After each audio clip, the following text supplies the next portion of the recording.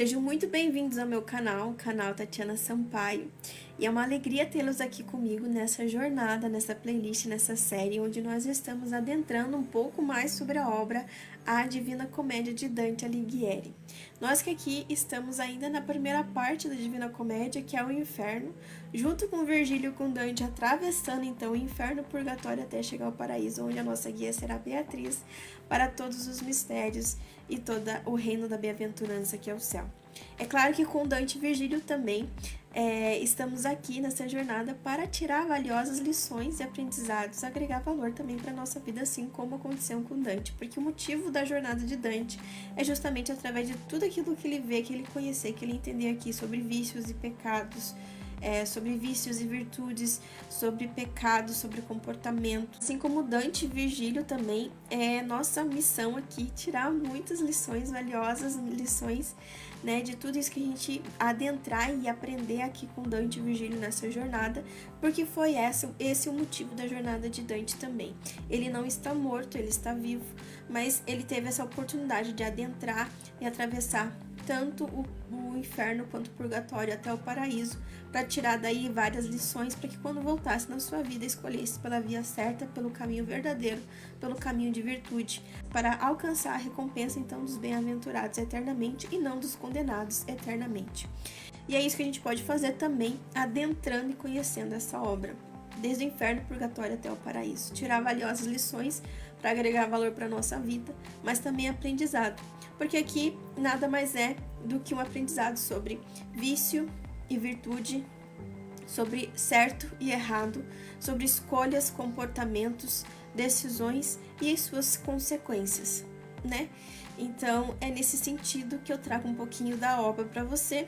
Lembrando que aqui eu trago a minha interpretação, a minha pesquisa, o meu entendimento, a minha leitura da obra e também de acordo e segundo alguns estudiosos da obra que eu fui buscar, que eu pesquisei, que eu estudei, que eu trago aqui. Como sempre, eu trago aqui a introdução do canto, todo o simbolismo, significado, chave de leitura, tudo aquilo que está escondido nas entrelinhas, mas que a gente tem que realmente ter acesso, buscar, né? E para isso a gente tem que sair um pouquinho da obra, como eu falei, ir para os pesquisadores, para os estudiosos da obra, para entender melhor o significado, entender também um pouquinho do contexto da época de Dante, da vida de Dante, para que a gente possa entender e adentrar melhor e desfrutar melhor daquilo que realmente o autor queria transmitir, passar para nós. E hoje aqui então eu trago o canto 24. Nós já estamos no canto 24 dos 34, que é a primeira parte do inferno. E é uma alegria, apesar de que a gente está chegando no final dessa jornada, que é o inferno, também é uma alegria. A gente está finalizando um ciclo aqui, né? A primeira parte dessa jornada. E com certeza, tirando de tudo isso grande valor, porque foi isso o que eu fiz lendo, estudando e aprofundando sobre a obra, ok? Então eu vou para a introdução do canto, depois venho com a chave de leitura, significado, simbolismo, de tudo isso que Dante queria expressar aqui nesse canto e que está escondido nas entrelinhas e que quando você lê, quando você tiver acesso ao canto, eu tenho certeza que você vai conseguir aprofundar e desfrutar muito melhor da obra, ok? Então vamos lá? Canto 24, o Inferno e a Divina Comédia de Dante Alighieri. Diz assim: encaminham-se os poetas pelo rochedo e chegam ao sétimo compartimento, no qual estão os ladrões, os quais, picados por serpentes horríveis, inflamam-se e depois ressurgem das cinzas. Entre eles, Dante reconhece Fanifute, o qual, por desafogar o despeito de ser colhido em tal vergonha e miséria, prediz-lhe a derrota dos brancos. Então, nós estamos aqui no canto 24. E aqui estamos na vala do compartimento destinado aos ladrões, no oitavo círculo, que é destinado aos fraudulentos. Então, aqui nesta vala que eles vão adentrar, que é a sétima vala, o sétimo compartimento, está sendo castigado os pecadores por roubo, ou seja, os ladrões. Então, uma espécie de fraude, que é o roubo, né? Então, aqui a gente vai ver algumas coisas bem interessantes, bem asquerosas, vamos dizer assim. Então, lembra que no último canto, Virgílio terminou o canto bem bravo, bem indignado, porque tinha sido enganado pelos demônios? Até uma alma lá disse: no outro compartimento, eu ouvi dizer na minha vida que os demônios são pais da mentira e são falsos. Eles falaram que no final da travessia daquele compartimento teriam acesso para outra vala, que essa seria a sétima. Só que eles chegam no final desse compartimento e eles têm que meio que se lançar, se jogar num barranco lá, porque não tinha travessia e os demônios estavam tramando alguma coisa contra eles. Então, para escapar disso, eles acabam se lançando ali, né, num barranco e caindo ali num lugar meio mais fundo ali, num lugar mais fundo ali, de mais difícil acesso para a outra vala, a sétima vala, que é o destino deles. Então, o Virgílio tá muito bravo. Os demônios não conseguem alcançar eles ali porque eles têm um certo limite até onde eles podem ir, e ali eles não podem alcançar. Só que eles estão ali numa dificuldade, porque não tem ponte, não tem caminho, não tem travessia para eles chegar até a outra vala, porque foi destruída naquela época em que teve um grande terremoto lá no inferno. Então, o que eles vão ter que fazer? Eles vão ter que escalar. E é isso que eles fazem. Eles escalam uma parede lá, um barranco muito grande lá, até chegar, então, a um acesso para que eles possam adentrar na próxima vala, que é essa vala dos ladrões, que é o sétimo compartimento, então, desse oitavo círculo dos fraudulentos. E é tão difícil essa escalada para chegar até onde eles precisam estar, que Dante chega muito cansado lá. E quando ele consegue subir, então, e atravessar esse caminho para chegar até onde ele precisa chegar, ele procura uma pedra para ele sentar. E aí Virgílio chama a atenção dele. Não, você não pode descansar. Não é a hora de descansar, não é o momento de descansar. Se você realmente quer conquistar a fama, ele fala, aqueles que querem realmente conquistar a fama não podem descansar no leito cheio de plumas, ou seja, não pode deitar, não pode descansar, não pode parar. Se quer realmente a fama, quer realmente que só seu nome seja e fique marcado na história, você, apesar do cansaço, você tem que lutar, você tem que trabalhar, você tem que seguir. E é isso que ele fala para Dante, e Dante, então, né, disfarçando ali, começa de uma forma mais ativa, conversar e falar, né, para mostrar que realmente tá animado e que não tá cansado, mas na verdade ele tá, né? Então eles seguem ali e adentram a sétima vala. E a surpresa e o susto deles na sétima vala, que é a vala dos ladrões, é encontrar muitas almas nuas sendo torturadas e atormentadas por muitas serpentes. Então tem serpente envolvida, enrolada nessas almas, tem serpente mordendo, dilacerando essas almas, tem serpente prendendo, né? Ele fala que tinha algumas serpentes que estavam prendendo a mão dessas almas atrás das costas e apertando cada vez mais. E uma coisa que assusta bastante, surpreende bastante Dante ali, é uma cobra que ela adentra ali na parte da cabeça daquela alma ali, né? Ela adentra, ela realmente transpassa, ela entra dentro daquela alma e se aloja ali no peito, no busto daquela alma, e ela pega fogo. E quando essa serpente pega fogo, se inflama, ela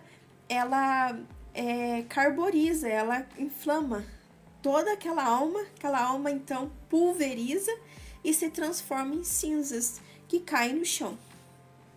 E depois de alguns minutos, de alguns momentos ali, depois de um tempo, aquelas cinzas então vão se mexendo, se unindo, se agrupando novamente, até formar novamente a alma, formar novamente a forma daquela alma que tinha sido então pulverizada pelaquela serpente. E aqui então vem o motivo do castigo. Então vem o castigo pelo pecado do roubo, né? Porque são ladrões. E aqui vem então a justificativa do porquê, né? Que esse é o castigo, se referindo então aos ladrões. A justificativa é que as cobras, elas roubam a forma daquelas almas. Então, da mesma forma que aquelas almas roubavam quando vivas, roubavam no mundo, né? Aqui as serpentes estão, então, como castigo para esse pecado delas, roubando constantemente a alma, a forma deles, transformando em cinzas, além de atormentá-los, né, nesse ciclo. Então, é uma coisa que não tem fim. É atormentado pela cobra, a cobra entra dentro dele, pega fogo, a alma pega fogo, se pulveriza, vira cinzas, cai no chão, se reconstrói.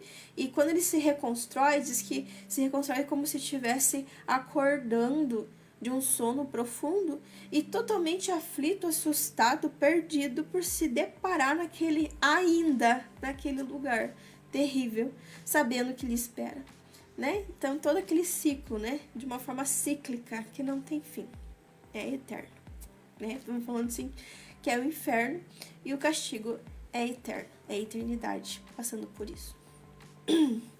Esse é o castigo dos ladrões de acordo com os seus pecados. Só que aqui Dante encontra uma pessoa conhecida, que é o Venifuti. Esse Venifuti, ele na época de Florença ali, eu acho que ele era de Pistoia, ele era conhecido por uma pessoa violenta e depravada, não como ladrão. Tanto é que Dante pega e fala para ele, fala para Virgílio, eu não imaginava encontrar esse homem aqui, porque eu não imaginava que ele era ladrão. Para mim ele estaria lá no rio de sangue fervente, né, sofrendo junto com os violentos, porque a vida dele foi violenta e depravada, não sabiam que ele era ladrão. Justamente porque ele está sendo condenado aqui por um crime que ele cometeu e que acho que ninguém ficou sabendo. Por quê? A história conta assim, que esse homem, por causa de toda a sua vida, né, de toda a sua vida depravada e violenta, ele foi expulso da cidade. E depois que ele foi expulso da cidade para se vingar, depois de uma noite de carnaval, ele volta para a cidade, adentra uma sacristia e rouba todas as joias de uma sacristia. E vai embora. Consegue fugir, consegue se refugiar, né? Consegue se esconder. Antes dele fugir e se esconder, ele vende essas joias para um certo receptor, né? E ele foge. Depois que ele conseguiu fugir e está num lugar seguro, ele avisa de uma forma anônima às autoridades que tinham prendido um homem inocente. Quem era o receptor? O homem inocente que foi preso no lugar de Veni foi o Ramino, acho que é Ramino, alguma coisa assim. Foi Rampino Delforese. E ele era inocente. E ele foi preso no lugar desse cara. Então esse cara pega e manda de uma forma anônima avisar as autoridades do receptor dessas joias. E quando eles encontram o receptor, prendem o receptor e condenam a forca, ou seja, enforcam esse receptor, eles descobrem então que Rampino não é realmente o criminoso e ele é inocente, então soltam-no, né? E tudo mais. Então, por esse crime de roubo, ele nunca foi conhecido, né? Ele conseguiu fugir, conseguiu escapar, acabou que outra pessoa foi condenada e presa no lugar dele, mas que depois foi liberta. E que uma pessoa lá, o receptor, que pegou as joias, que foi realmente preso e enforcado. E ele sai de boa, ileso dessa situação. Mas, aos olhos de Deus, ninguém foge, né? Só que ele aqui está, então, condenado ao inferno, no castigo, no lugar destinado aos ladrões, por causa desse roubo. Porque nada mais, nada menos, ele roubou a sacristia de uma igreja, né? Ou seja, roubou também as coisas de Deus. Então, aí tem um agravante, certo? Então, ele está sendo condenado aqui e vai pagar pela eternidade dele por esse crime, por esse pecado. E aqui eu quero adentrar um pouquinho numa coisa que eu não falei até agora, que não achei necessário, mas aqui eu acho interessante passar um pouquinho daquilo que eu entendi sobre a parte da vida política de Dante. Porque muitos conhecem Dante como poeta, como literário, como sábio, né? E tudo mais. Mas poucas pessoas sabem que Dante foi um político, um influente político na sua época. Ele tinha um cargo público e fazia parte de um partido político e era militante. Poucas pessoas sabem disso. Eu já falei aqui sobre os partidos, sobre toda a rivalidade que tinha na época, mas aqui eu quero adentrar por quê? Porque esse Venifuti faz também uma profecia sobre o futuro de Dante, principalmente sobre seu exílio, né? Então, para a gente entender aquilo que Venifuti fala, explica da profecia, a gente precisa entender um pouquinho o que acontecia na parte da vida política de Dante, ok? Então aqui eu trago um pouquinho sobre isso agora. E que também ajuda a gente a entender um pouquinho mais sobre todos os preconceitos, os rancores, sobre todas as pessoas que ele coloca aqui no inferno como se fosse um tipo de vingança, né, referente a essas rivalidades que ele tinha na vida dele mesmo. Então, começando. Dante, ele era político, ele não era apenas uma pessoa, ele não era simplesmente poeta, né? Ele também era conhecido porque era político e assumiu um cargo público e fazia parte de um partido político na época. Então, você precisa entender que na época medieval onde Dante vivia, 1300, vamos colocar aqui 1300, na época, né, 1300, onde ele era ativo político, ele era militante político, ele fazia parte de um partido e tinha um cargo público. E era influente nesse sentido também. Ele era um guelfo branco. O que aconteceu? Existiam os guelfos e os gibelinos. Os gibelinos eram a favor do imperador e contrários ao papa.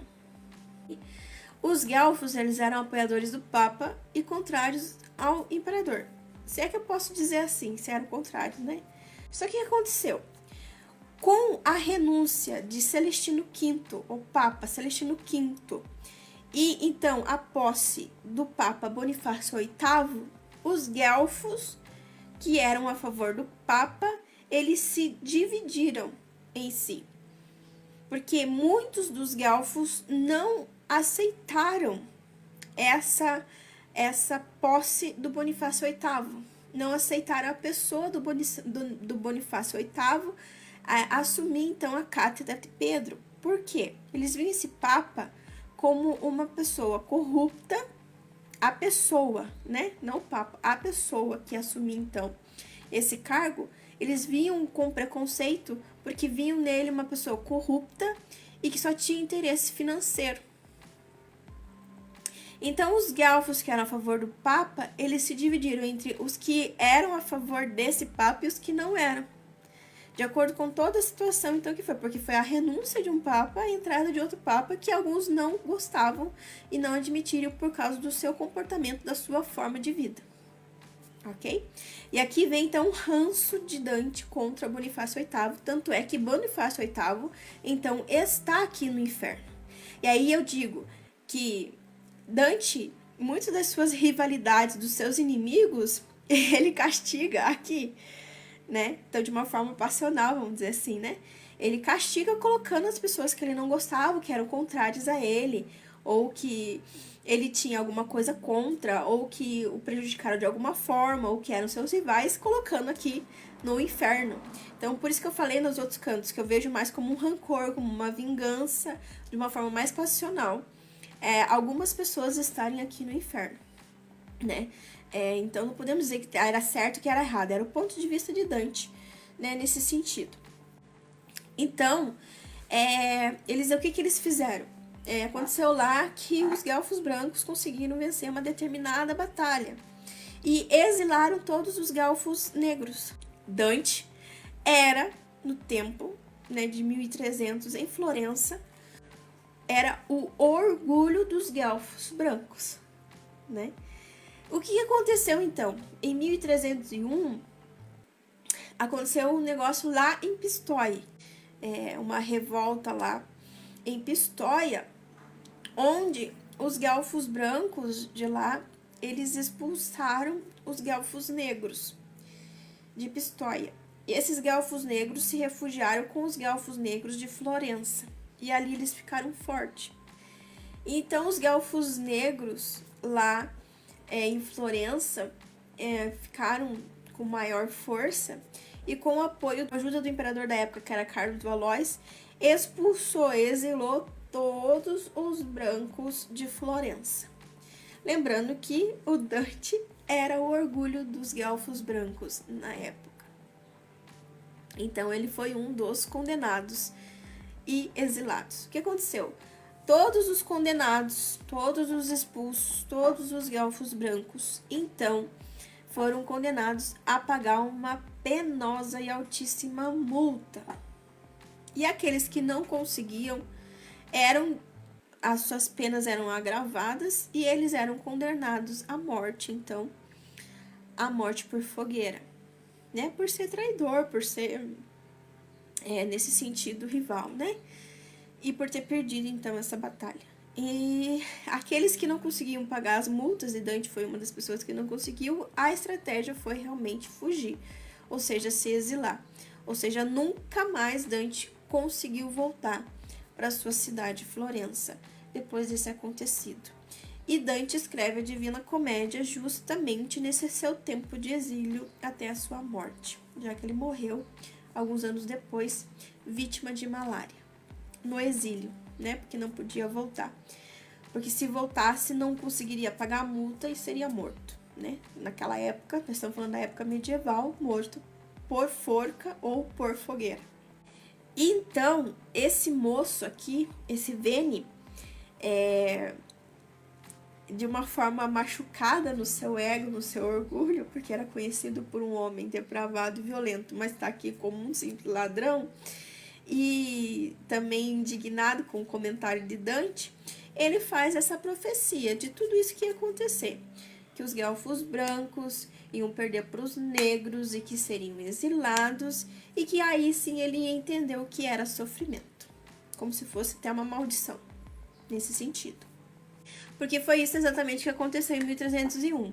Os guelfos brancos ajudaram os brancos de Pistoia, os negros venceram lá, e os negros de lá vieram com os negros de Florença, onde ficaram mais fortes e com a ajuda de Carlos Volais, então eles acabam sendo exilados. Que acaba favorecendo os guelfos negros, acabam então exilando, expulsando, prendendo, condenando os guelfos brancos. Então eles foram lá em Pistoia ajudar o povo de lá, mas o povo que foi expulso de lá veio para cá e acaba prejudicando eles, né? Também com uma reviravolta ali do imperador em decidir a favor dos negros. Porque os guelfos negros tinham sido exilados de Florença. Mas esse Carlos Volais, esse imperador, acabou favorecendo e permitindo que eles voltassem para Florença. Então ali foi o golpe final. Nesse sentido ali, o partido político. Então, por que é interessante trazer essa parte política de Dante? Trazer essa parte da política, de Dante político, porque realmente foi o que fez ele viver o exílio e no exílio escrever essa obra, né?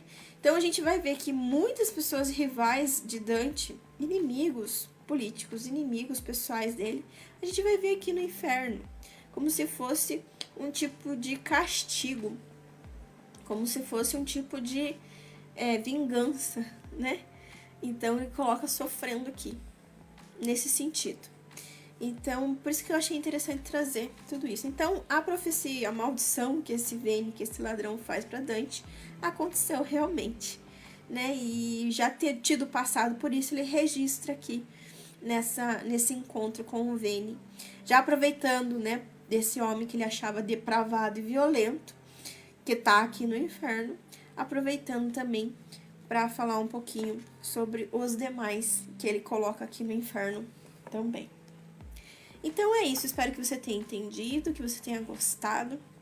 É claro que sobre os partidos da época lá, é um pouco difícil de entender, você tem que aprofundar bastante, né? Porque você tem que entender o governo do papado na época, o governo dos imperadores, não era igual hoje, não é igual o que a gente tá acostumado a ver, a viver, né? Então, tipo, até comentam, assim, que tinha alguns papas naquela época que as pessoas viam mais como um homem de governo, de poder, do que um homem espiritual. Porque realmente tinha também essa função, né? E nós estamos falando da Itália. Lá é diferente. Existe o Vaticano, existe muitas coisas ali envolvidas nesse sentido de poder, de governo. Então, é bem complexo esse assunto, polêmico esse assunto.